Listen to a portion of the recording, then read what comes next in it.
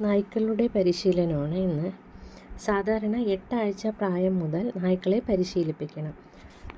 അവയുടെ പേര് വിളിച്ച് പരിശീലിപ്പിച്ചു തുടങ്ങണം. പ്രാഥമിക മര്യാദകൾ ആദ്യം പഠിപ്പിക്കണം. കൈയടിച്ചും കാലുകൾ ചലിപ്പിച്ചും അവയുടെ ശ്രദ്ധ ആകർഷിക്കാം.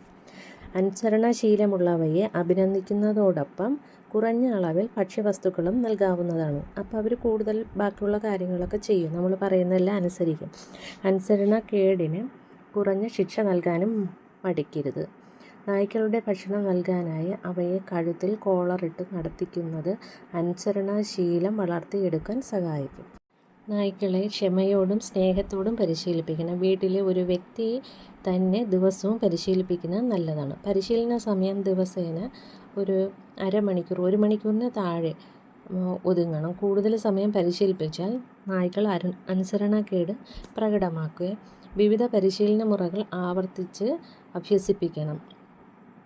ഓരോ വാക്കുകൾ പലതവണ ആവർത്തിച്ച് ഉച്ചരിക്കണം. ഓരോ ആജ്ഞയ്ക്കും ഏത് വാക്കാണ് ഉച്ചരിക്കുന്നതെന്ന് ആദ്യം തീരുമാനിക്കണം. പരിശീലിപ്പിക്കുമ്പോൾ അവയുടെ ശ്രദ്ധ മാറ്റാൻ ഇടവരരുത്.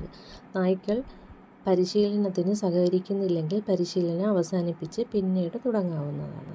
പേര് വിളിച്ച് അടുത്തേക്ക് വരുവാൻ പ്രേരിപ്പിക്കുക. ഫസ്റ്റ് ഇത് വീട്ടിനുള്ളിൽ വെച്ച് തന്നെ ചെയ്യിപ്പിക്കാവുന്നതാണ്. നായ്ക്കുട്ടി പരിശീലകനെ നോക്കി നിൽക്കുമ്പോൾ വിളിച്ച് കൈകൊണ്ട് അടുത്തേക്ക് ആംഗ്യം കാണിക്കുന്നതിലൂടെ അത് ക്രമമായി ശീലിപ്പിച്ചെടുക്കാൻ പറ്റും.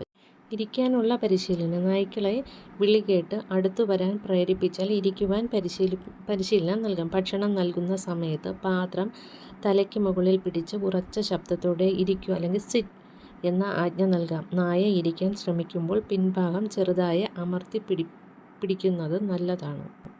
കൂടുതൽ സമയം ഇരിക്കാനും എഴുന്നേൽക്കാനും ഉള്ള പരിശീലനം നൽകണം. നായ ഇരുന്നു കഴിഞ്ഞാൽ എഴുന്നേൽക്കാനും നടക്കാനും വീണ്ടും ഇരിക്കാനും പരിശീലിക്കണം. നടക്കാൻ പരിശീലിപ്പിക്കുമ്പോൾ നായയുടെ വലതുവശത്തുകൂടി മുന്നിലൂടെ ചങ്ങല ഇളക്കി പിടിച്ച് നടത്തി ശീലിപ്പിക്കണം. നടക്കുമ്പോൾ ഇടയ്ക്കിടെ അവയുടെ പേര് വിളിക്കണം. അവയുടെ ശ്രദ്ധ ഉറപ്പുവരുത്താൻ അത് സഹായിക്കും. യാത്ര അവസാനിപ്പിക്കുമ്പോൾ അവയെ ഇരിക്കാൻ പ്രേരിപ്പിക്കണം.